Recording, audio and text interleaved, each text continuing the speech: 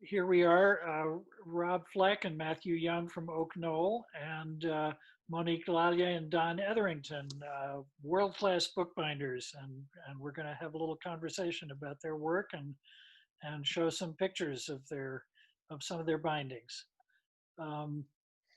Just to get started, how did the two of you get started as bookbinders, and what drew you to this field?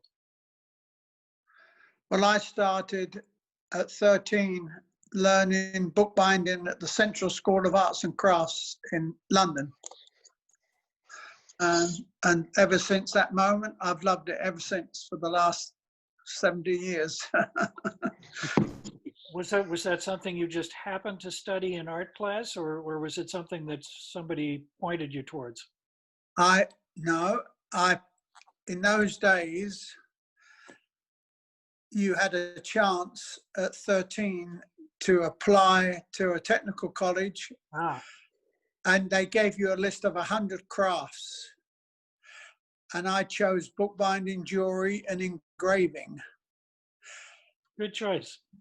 You go and get interviewed at the school with the instructors, and then 6 boys, literally, get chosen for each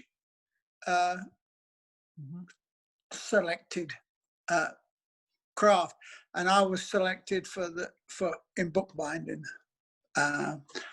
So that's how it started. But don't ask me how I chose bookbinding. I have no clue. I had no past knowledge of bookbinding, no past knowledge of books. I don't know. How about you, Monique? How did you get started? Yeah. How about you, Monique? Well, I was a teacher, and I was teaching in a high school that has 2 schedule, and I was teaching from 7:30 to 12, and I thought I need to find something to do something in the afternoon, and my children were, in school, and they were, I was free in the afternoon. So, and there was this article about Simone Roy in the paper, and I called her, and she said, well, you can come tomorrow if you want. And I did. And the day I walked in her studio, that was it. I knew that was. It was love at first sight. My life. Yeah, that was amazing. I always loved books, and my father was in the book business too. He was a representative of but not a producer, a printer, and a publisher company in Quebec. So. And did you meet in Quebec? Did we meet? Did you and Don meet in Quebec? I think you met overseas, didn't you? In Finland. We met in Finland. We were invited. We were both invited in a private conference in Finland, and that was love at first sight. Which seems a little bit naive at my age, but at 50 something, that's what happened. So yeah, that's wonderful. Don, you were in America for a good amount of time before then, correct? Yeah, I arrived in America in 1970, and I met Monique in 1986, something like that. 87. 87. So.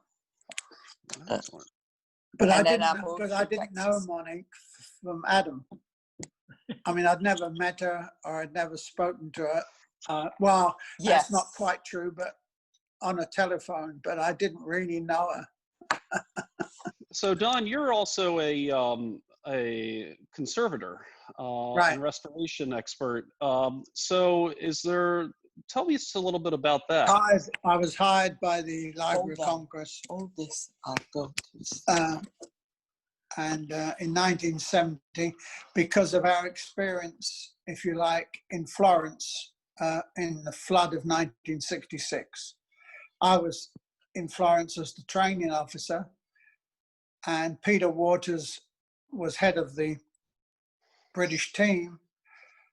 And from that experience, I think the Library of Congress decided that it seems that those guys knew a lot about dealing with large numbers of items.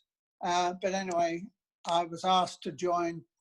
Peter asked me if I would join him at the Library of Congress.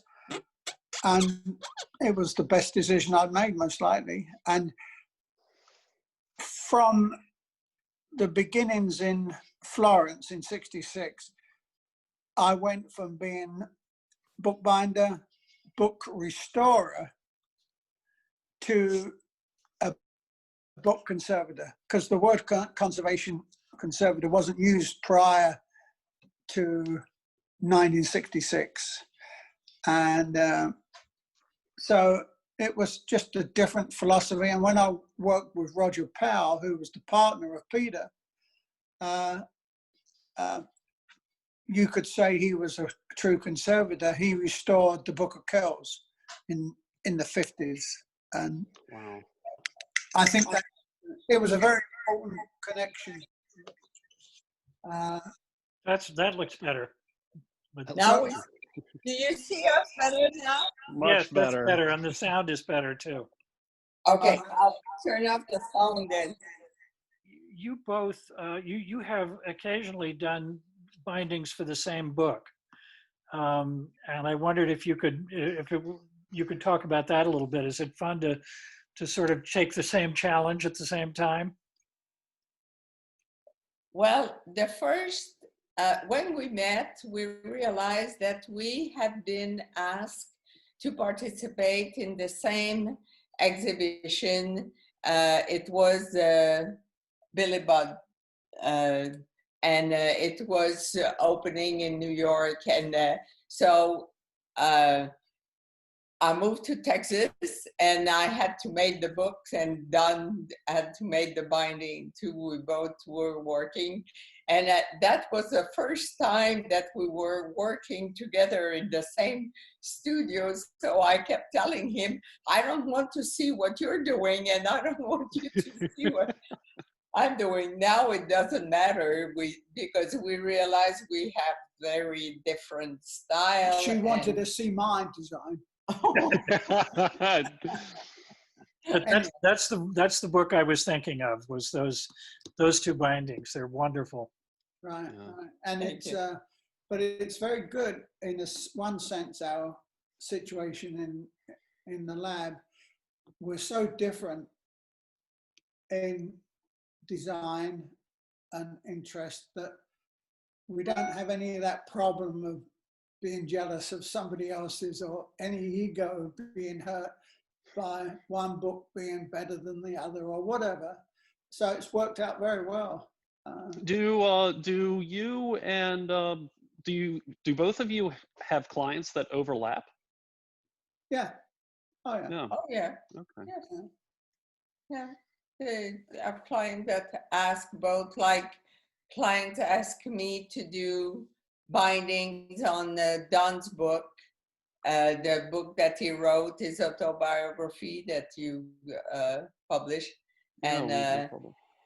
so, that's, and that's also clients for Don. And also you have clients, of course, they ask Don more of a conservation type of work. And then they ask me some design binding. So I actually thought it was kind of interesting. And there Oh, it is. yes. Bookbinding and conservation. Right. And that was But- binding done by Not, well, I don't know about the design was done by, the drawing on the center was done by a conservator at the Library of Congress called Margaret Brown, who was a paper conservator. But she did all the illustrations in the book. And so she drew the illustration for the front of that book. Said, Don, that your interests and styles are quite different, and they are, but they're both very they're wide-ranging. Monique, yours, I think you're well known for using interesting materials and unusual materials for bookbinding, such as pewter and your own hair, even. Yes, of course. I hear that one a lot. It's just kind of interesting how this was one of the first ones that actually really jumped out at me. It's spectacular. I love the creativity to it as well. Well, this, it's very rare that I take an illustration from the book to reproduce on the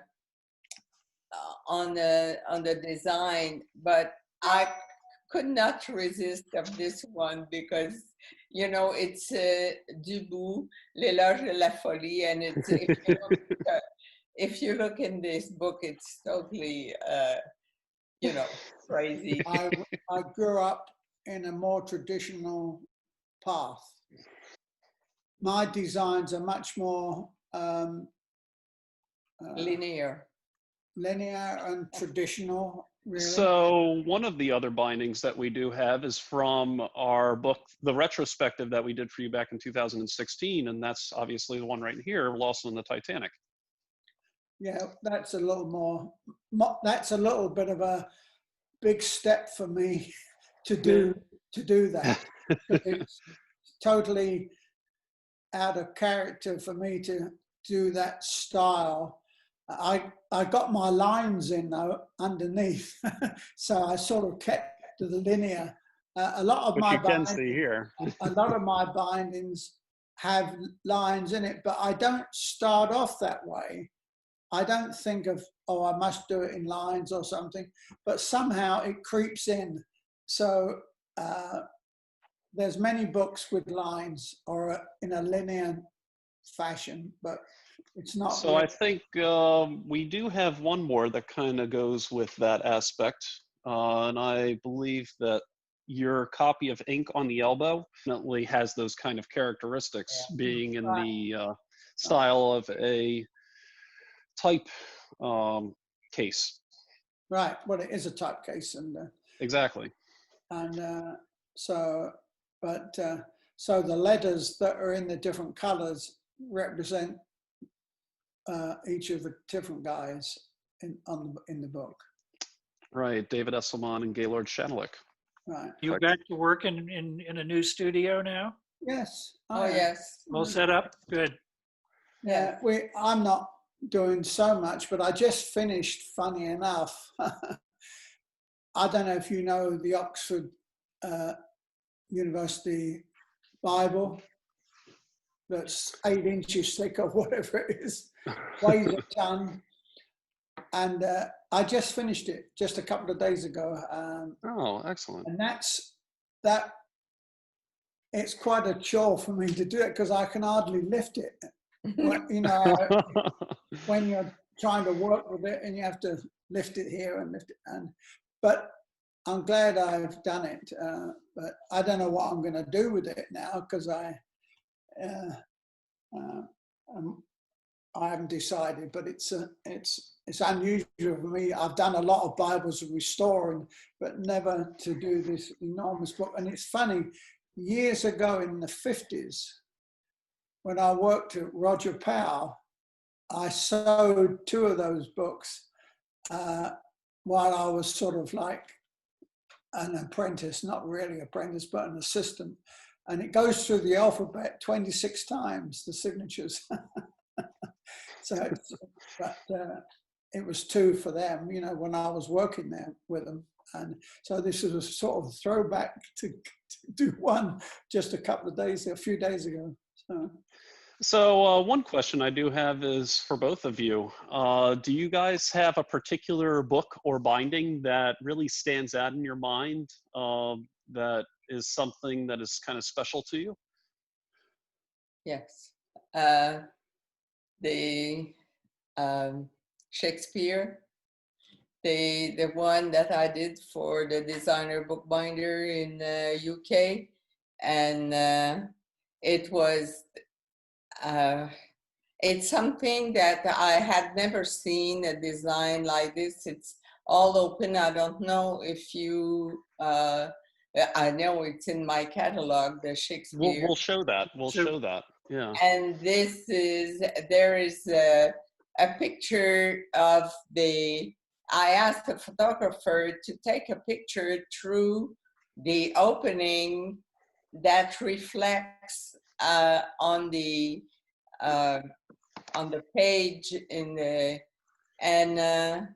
this one and Pantagruel that I did a little later, again 2 years later for the UK, and I won the silver prize for it. So, and in my case, I would say the first design binding that I did in England and won the Thomas Harrison, both sides of the road. Yeah, that was one of your earlier bindings, I believe, right? Yeah, I was 20 something, and Howard Nixon bought it for 19 guineas because he said that way he didn't have to do any paperwork. So it's in the British Museum. But I like that design. But of course, if you look at it and you know Edgar Mansfield, you would see a lot of influences of Edgar Mansfield because he was my teacher while I was doing that book. So I would do dozens of drawings on the same theme, if you like, and he would say, well, you know, it ought to be this way, it ought to be do this way. So in a way, I can't take full credit for it because it was done under his control, but I like that bind, I like the design. And the only other one that comes out quickly is the one I did at the Library of Congress on the Kelmscott Chaucer. Oh, yeah. I really felt that book epitomizes very easily the book itself. it's a white. It's in white, Adam Todd pigskin. And it Yeah, took it's 6 weeks beautiful. while I was working at the Library of Congress. So anyway, those two sort of are important to me because when you do a lot of design bindings, you know, after you finish, do you like them all? Or do you think they're really good? No, you think some are better than others, right? And I have some, let's say, favorites, and some I just like, and they're all right. So it's a very difficult thing to ask, actually, for me to say which is my favorite. But those two sort of stand out from a completely different standpoint, you know. And you always tend to look the last one for me because it's kind of an evolution of, you know, you choose different materials and I like to experiment and with different materials. So that's. And that was the one that you won the silver prize on, correct? The Pantagruel? Yes. Pantagruel, yeah, as I won the silver prize. Yeah, this one is well represented online as well, I believe. Yes. It's just a spectacular binding. It's with kumihimo. It's a braid that I inserted and that spelled Pantagruel. But it's not really obvious when you look at the, you need to look carefully to see the Pantagruel. And that's what I because it is spelled right. It's spelled over there starting with the rear cover, correct?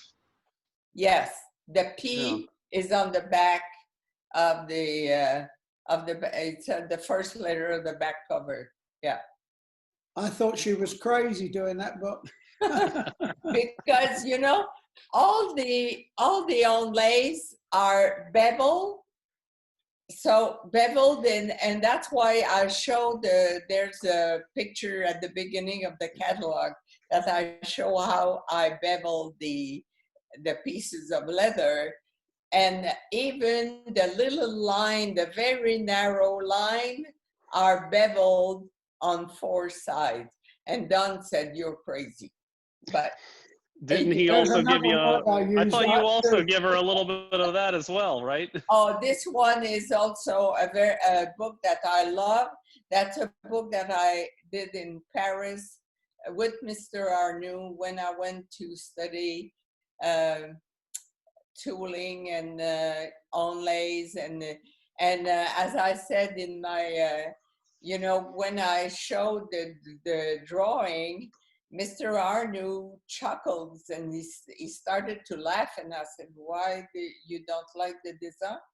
He said, no, I like it a lot, but he said, all the points have to be tucked in the leather.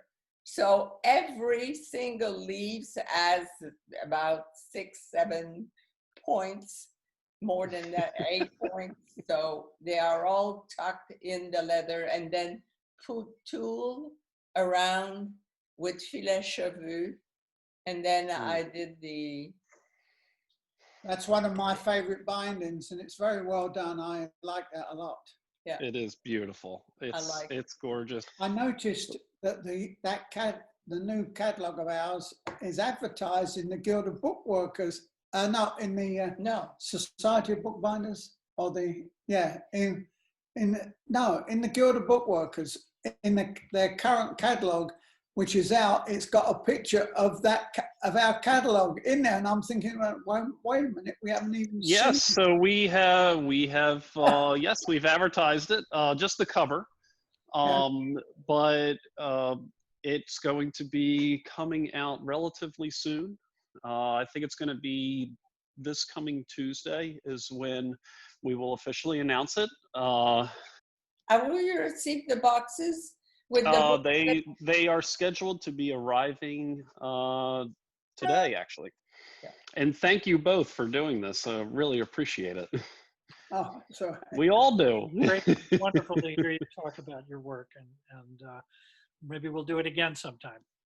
well, Absolutely. good to see you both, and hope you're doing fine. And I saw that you postponed, you're not having the book fest.